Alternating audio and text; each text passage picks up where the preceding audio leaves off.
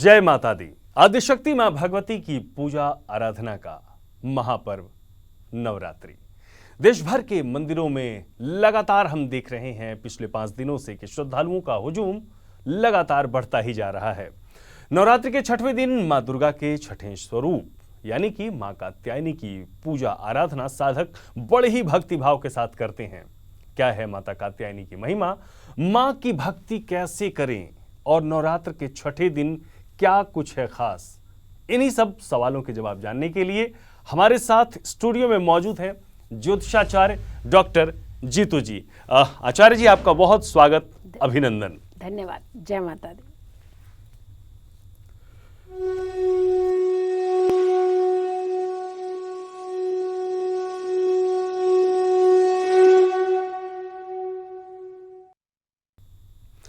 तो चैत्र नवरात्रि के दिन मां की कैसे की जाती है आराधना, भगवती कात्यायनी की पूजा का क्या कुछ है विधान, और मां का ये जो स्वरूप है क्या कुछ कहता है और इस स्वरूप से जन सामान्य को क्या सीख मिलती है, देखिए इस रिपोर्ट में।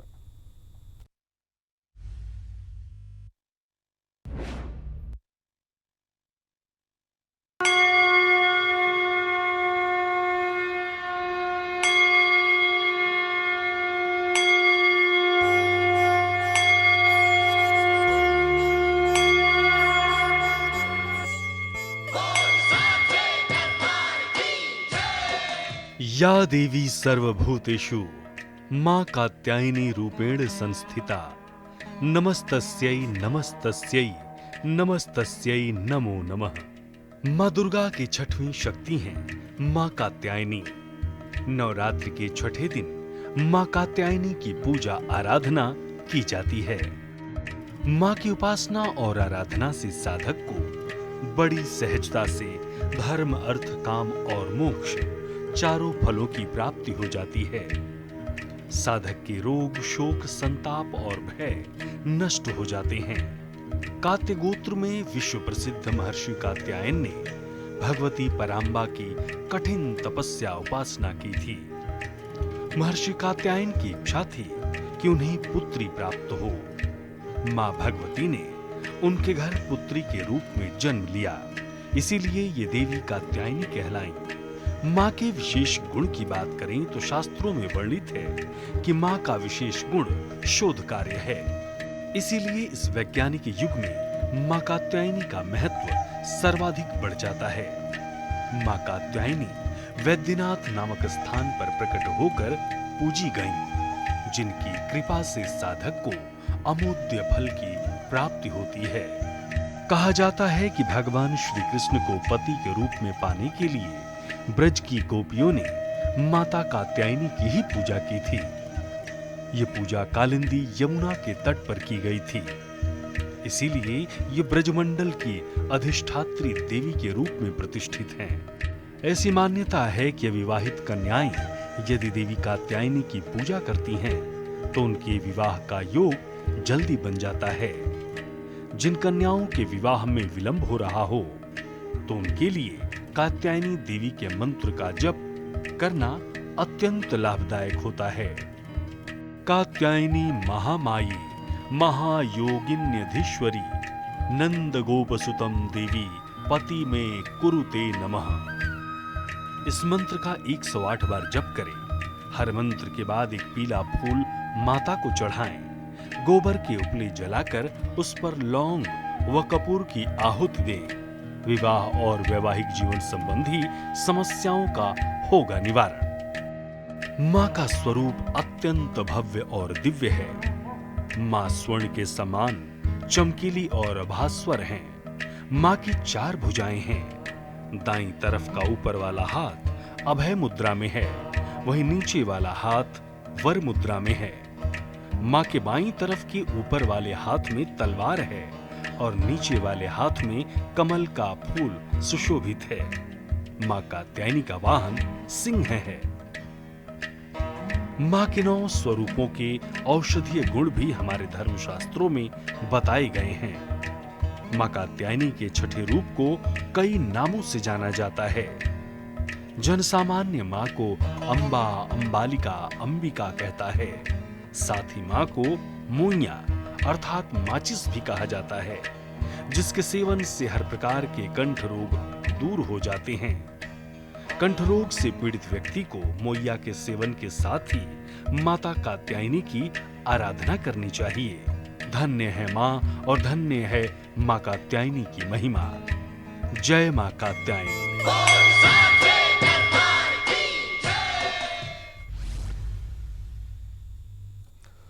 वास्तव में धन्य है मां की महिमा। साधक को सहज ही मां कात्यायनी की आराधना से धर्म, अर्थ, काम और मोक्ष की प्राप्ति हो जाती है। मैम, यदि हम बात करें मां के स्वरूप की, तो आज का जो स्वरूप है वो बड़ा दिव्य है। और जो लोग कहते हैं कि हमारी सनातन संस्कृति वो साइंटिफिक नहीं है, तो मां के इस स्वरूप से या मां के जो गुण हैं, इससे तो सहज ही इस चीज का आभास हो जाता है। जी देखिए, माँ के स्वरूप की महिमा तो कहते हैं अनंत है, यानी कहीं भी व्याख्यान करना ऐसे लगता है कि हम सीमित हो रहे हैं, क्योंकि असीम होती हैं माँ की शक्तियाँ और असीम और भव्य होता है इनका स्वरूप।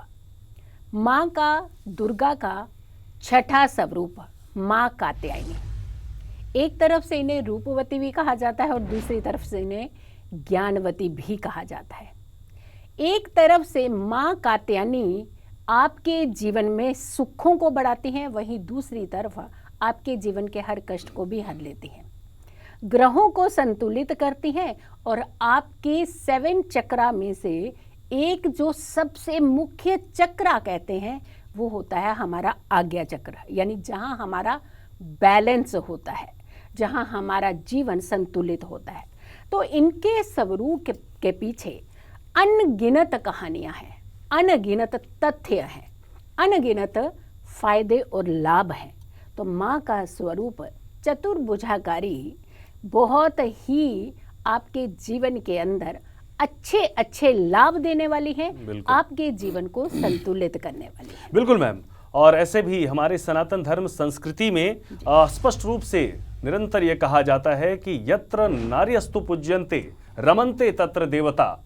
और इसका सहज उदाहरण आपको मां कात्यायनी के इस स्वरूप से मिल जाता है, जब महर्षि कात्यायन, आज जन सामान्य में जो कामना होती है लोगों की, पुत्र रत्न की कामना होती है, और आज मां का ये जो स्वरूप है ये बड़ा मैम संदेश भी देता है कि भारत जो है प्राचीन काल से ही नारी की पूजा करता हुआ आया है। तभी तो महर्षि कात्यायन पुत्र की कामना भी कर सकते थे, लेकिन उन्होंने पुत्री की कामना की और आद्यशक्ति मां भगवती स्वयं कात्यायनी स्वरूप में उनके यहाँ प्रकट हुई।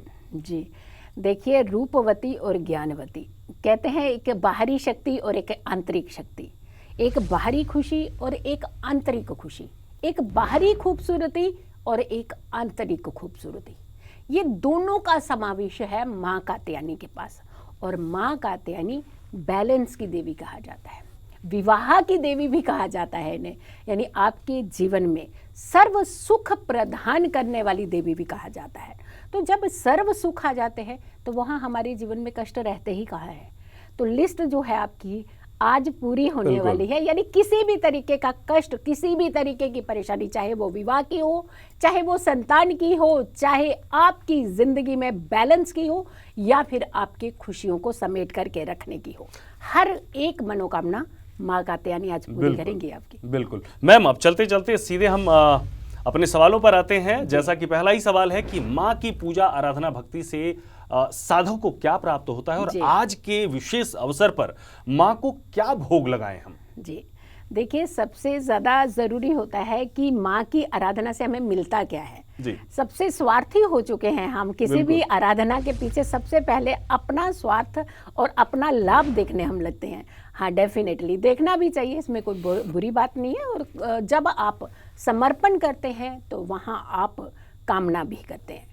तो माँ सबसे पहले जिन बच्चियों में, जिन कन्याओं में शादी को लेकर के परेशानी है, सबसे पहले तो उनकी शादी की समस्याओं को दूर करती हैं, आपके ग्रहों को नियंत्रण करती है, शुक्र को बहुत बल देती है और शुक्र हमारी हैप्पीनेस के कारक होते हैं, हमारी आंतरिक खुशियों के, चेहरे पे आने वाली मुस्कान के नहीं, आंतरिक खुशियों के कारक होते हैं। तो आपके शुक्र को बल देती हैं, आपके आज्ञा चक्र को बैलेंस करती हैं और आपके जीवन में आने वाली हर परेशानी संकट का मुख मोड़ लेती हैं, आपकी सुरक्षा करती हैं, आपकी रक्षा करती हैं। जी मैम, अगली बात हम करें, श्रृंगार की बात होती है, क्योंकि श्रृंगार प्रधान और कहा जाता है कि जिनका विवाह ना हो रहा हो वो माँ कात्यायनी की आराधना करें।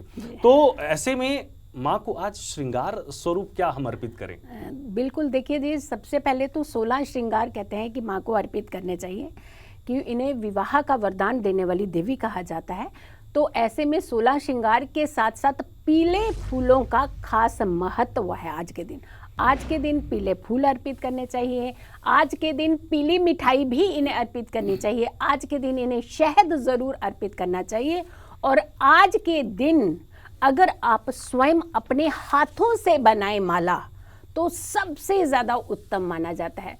पूरा श्रृंगार इनका अगर आप आज पीले फूलों से करते हैं, चाहे वो गजरा है, चाहे वो इनका हार है, चाहे माथे में लगने वाला टीका है, चाहे इनके हाथों में पहनने वाली चूड़ियां हैं, इनकी पायलें हैं, अगर आप पीले फूलों से आज इन्हें सजाते हैं तो आपके जीवन में बहुत सारी खुशियां देती हैं माँ कात्यायनी।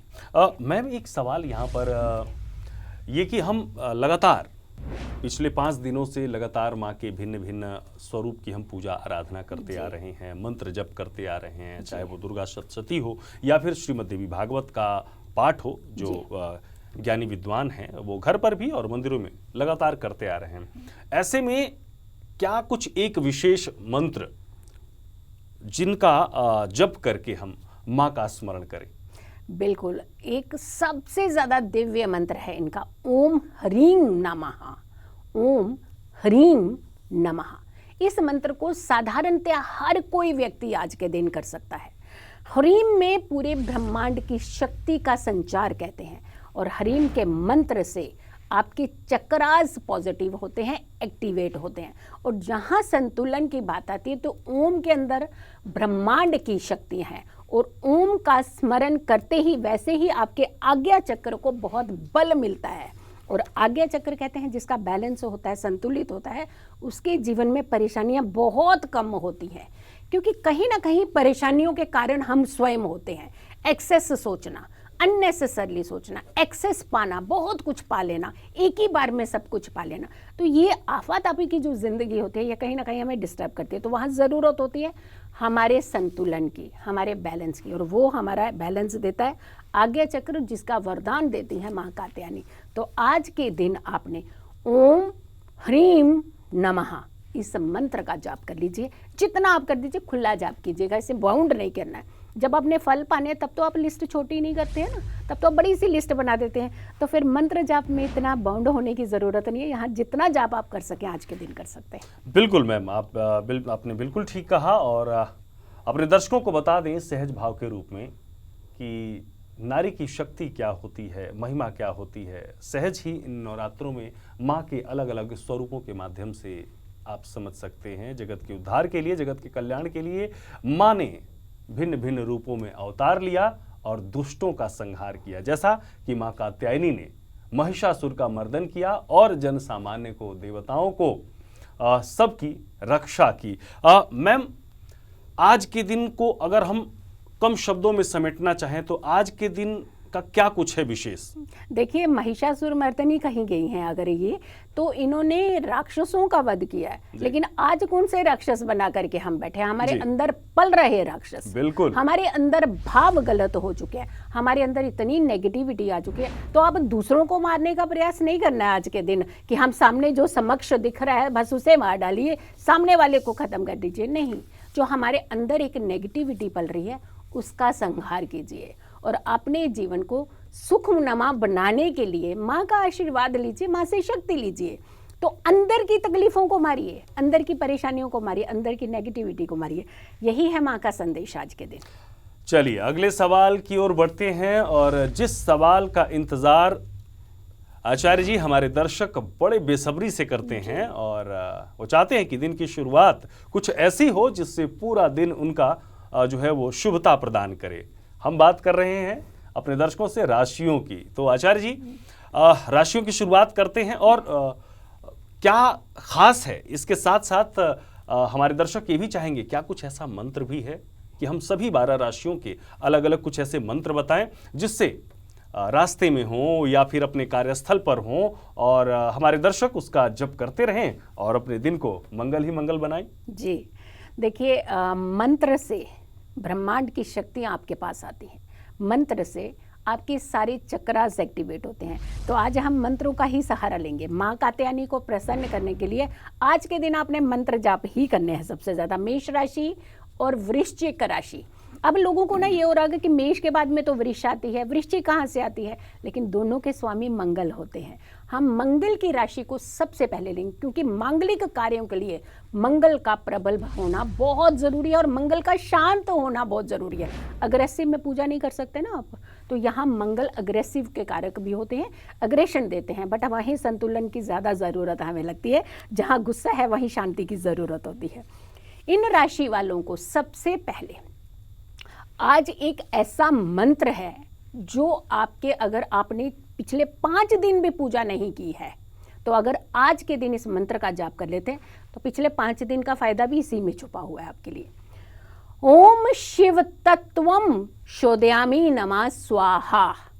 अब स्वाहा जब हम करते हैं, ये अग्निदेव की पत्नी है, कहते हैं स्वाहा के बिना तो अग्निदेव भी प्रसन्न नहीं होता है, हमारा हवन ही पूर्ण नहीं होता है। तो यहाँ पे आपने आहुति नहीं देनी है, लेकिन जब हम कहते हैं हम भाव से जब हम फूल चढ़ा सकते हैं, बहुत दूर माता रानी को अर्पित कर सकते हैं, तो हम एक हवन आहुति क्यों नहीं दे सकते हैं। आप भाव से, आपके भाव ये रहना है कि आपने माता रानी को एक एक करके फूल अर्पित किया है, भाव आपका फूल अर्पित का होना चाहिए और आपने इस मंत्र का जाप करना है। आपके पास पूरी शक्तियाँ, भगवान भोलेनाथ भी आपके ऊपर पूरी तरह से मेहरबान होंगे, माँ पार्वती का पूरा आशीर्वाद आपको मिलेगा और नव दुर्गा का आशीर्वाद आपको मिलेगा।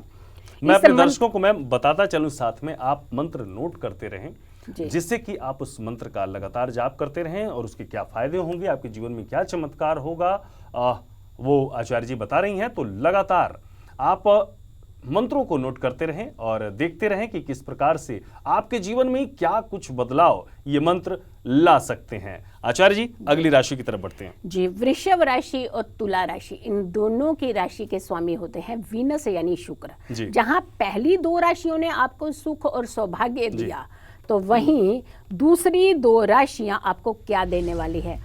ओम देवी कात्यायने नमः। ओम देवी कात्यायनी नमः। इस मंत्र का आप चाहे कितना भी जाप आज के दिन आप कर सकते हैं, कहीं भी जिस अवस्था में है जाप कर लीजिए। इससे आपके जीवन में बढ़ेगी समृद्धि, धन, ऐश्वर्य, खुशियाँ और बैलेंस यानी संतुलन। तो आप 2 राशियों ने इस मंत्र का जाप करना है। अगली 2 राशियों की बात करते हैं, मिथुन, जेमिनी और साथ के साथ वर्गो यानी कन्या राशि। इन राशि के जातकों को जो आज के दिन मंत्र का जाप करना है, ओम गौरय नमः। ओम गौरय नमः यानी ये रूपवती भी हैं, हमने कहा ना कि रूप भी देती हैं, सूरत भी देती हैं, सीरत भी देती हैं साथ के साथ, और ज्ञान भी देती हैं। तो ये पूरा कॉम्बिनेशन मिलने वाला है, पूरा बहुत ज़्यादा कहते हैं ना बोनस के साथ आपको पूजा का फल मिलने वाला है। तो आपने इस मंत्र का जाप करना है। इससे आपके जीवन में अगर आपको लगता है ना कि कहीं ना कहीं एक कोने में होता है कि यार हम खूबसूरत नहीं है, सामने वाला बहुत खूबसूरत है, तो ये आपके अंदर का जो ये जो नेगेटिविटी है उसे खत्म, क्योंकि आप सबसे ज़्यादा खूबसूरत है। जैसे माँ को अपना बच्चा सबसे ज़्यादा प्यारा लगता है ना, ऐसे आप सबसे ज़्यादा खूबसूरत है। तो आपने आज के बाद ये नहीं सोचना है। कर्क राशि की बात करते हैं, यानी इनके पास एक लॉर्ड, एक स्वामी का स्वामित्व है जी। ओम देवी कात्यायनी नमः। आपको भी इसी मंत्र का ही जाप करना है, इससे आपकी सारी मनोकामनाएं पूर्ण होंगी। सिंह राशि की बात करते हैं, यानी लियो की बात करते हैं। ओम ऐंग नमः। ओम ऐंग नमः। इस छोटे से मंत्र में है आपके हर कष्ट का निवारण। तो आपने इस मंत्र का जाप करना है। धनु और मीन राशि की बात करते हैं, गुरु इनके स्वामी होते हैं।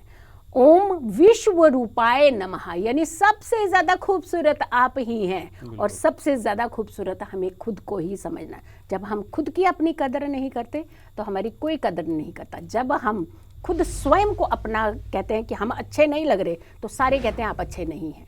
जब आप कहेंगे कि हम सबसे ज़्यादा खूबसूरत हैं तो आपको हर कोई खूबसूरती की नज़र से ही देखेगा। अब 2 राशियाँ हैं, आखिरी राशि है मकर राशि और कुंभ राशि, जिनके स्वामी है शनिदेव। ओम ऐंग ह्लीं क्रीं चामुंडाय विच्चे, इस मंत्र का जाप आपने किसी भी समय 108 बार कम से कम करना है। इसे आपने बाउंड करना है। इसको 108 की माला से पहले नहीं कंप्लीट करना है। इसे कंप्लीट कीजिए। सुख, समृद्धि, सौभाग्य, वैभव, खुशियाँ, तरक्की, जीवन में आने वाली हर अड़चन को शांत करने वाली आपके ग्रहों को संतुलित करती है माँ कात्यायनी। बहुत सुंदर। मैं अपने दर्शकों को बता दूं कि आपकी टीवी स्क्रीन पर लगातार हम उन मंत्रों को भी बार बार फ्लैश कर रहे हैं जिसे आप नोट कर सकें। और आचार्य जी ने तो बड़े ही खूबसूरती से, बड़े ही तरीके से कि किस मंत्र के जप से हमें और आपको क्या लाभ मिल सकता है वो बाकायदा बताया है। एक सवाल आचार्य जी चलते चलते जो कहीं ना कहीं हमारे जनसामान्य के मन में भी ये प्रश्न उठता है कि आज के समय में, आज हम 21वीं सदी में हैं और लगातार आगे बढ़ रहे हैं, विज्ञान की बातें करते हैं, ऐसे में धर्म की आवश्यकता क्यों, धर्म क्यों जरूरी है? हम विज्ञान में इतने उलझ गए हैं कि हम कहीं ना कहीं अपना संतुलन खोते जा रहे हैं। और जहाँ ज़रूरत होती है संतुलन की, बैलेंस की, वहीं आप विज्ञान के भी करीब जा पाएंगे। जब हम खुद का बैलेंस नहीं कर सकते, हम किसी भी चीज़ को समझने की क्षमता रखते ही नहीं है। तो यहाँ आज्ञा चक्र अगर एक्टिवेट होता है तो संतुलन आपके पास आता है। संतुलन आता है तो ज्ञान सीखने में आप सामर्थ्य रखते हैं। किसी भी चीज़ को सीखने का सामर्थ्य कब आता है? जब आप बैलेंस होते हैं, शांत होते हैं और साथ के साथ आपका विजन जो होता है वो बहुत क्लियर होता है। तो ये सारी चीज़ों को अपने पास लाइए, शक्तियों को अपने पास लाइए, नकारात्मकता को दूर कीजिए और अपने जीवन में धर्म और कर्म को जोड़ते हुए अपने जीवन में संतुलित कीजिए अपने जीवन को और अपने जीवन में संतुलन लाइए, खुशियां लाइए। एक अंतिम संदेश में क्या देना चाहेंगी पूरे संसार को कि क्यों जरूरी है कि हम अपने नित्य कर्म के साथ साथ, अपने कार्य के साथ साथ हम भक्ति और साधना लगातार करते रहें? कुछ क्षण अगर जीवन के हम अपने समर्पित कर देते हैं भगवान को, देवी देवताओं को, और वहीं से हमारे पास प्रवाह होता है एनर्जीज का, जो कि हमारे और आपके पास नहीं है, वो सिर्फ और सिर्फ हमारे ब्रह्मांड के पास है। हर सुबह उठते ही अपने देवी देवताओं का स्मरण करना शुरू कीजिए। माँ सरस्वती की आराधना कीजिए। जिस सरस्वती को हम हर दिन परेशान करते हैं, चलते हैं, उसके ऊपर अपना जीवन का हमने पॉजिटिव और नेगेटिव दोनों बोझ हमने डाल रखे हैं, तो थोड़े से अपने इर्द गिर्द का ऑरा अच्छा कीजिए, पॉजिटिविटी क्रिएट कीजिए, ताकि आपके आसपास का वातावरण अच्छा हो और आपका जीवन भी सुखमय हो। बिल्कुल मैम, अपने दर्शकों को बता दें कि जीवन में सुख के साथ आनंद की भी आवश्यकता होती है, क्योंकि सुख जो है वो अल्पकालिक है और जो दीर्घकालिक है वो है आनंद। तो आनंद के लिए जरूरी है कि हम स्वाध्याय, चिंतन, मनन में अपनी सभ्यता और संस्कृति के साथ जुड़े रहें। नवरात्र के छठे दिन में यदि आप अपने दिन की शुरुआत इस रूप में करते हैं तो यकीनन आपका दिन सुंदर होगा और बेहतर होगा।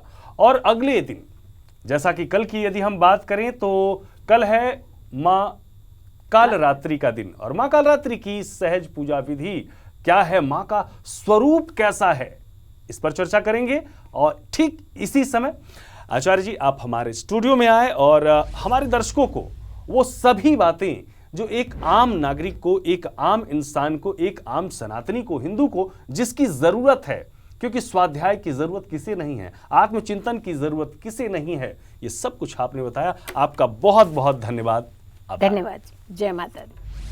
तो अद्भुत और अतुल्य है भारतीय संस्कृति। सूर्य समाचार पर इसी समय कल फिर होगी आपसे मुलाकात और जानेंगे मां दुर्गा के 7वें स्वरूप, जैसा कि मैंने पहले बताया, मां कालरात्रि की महिमा के बारे में, और बताएंगे सबसे सरल पूजा विधि विधान जिससे बने आपके सभी बिगड़े काम।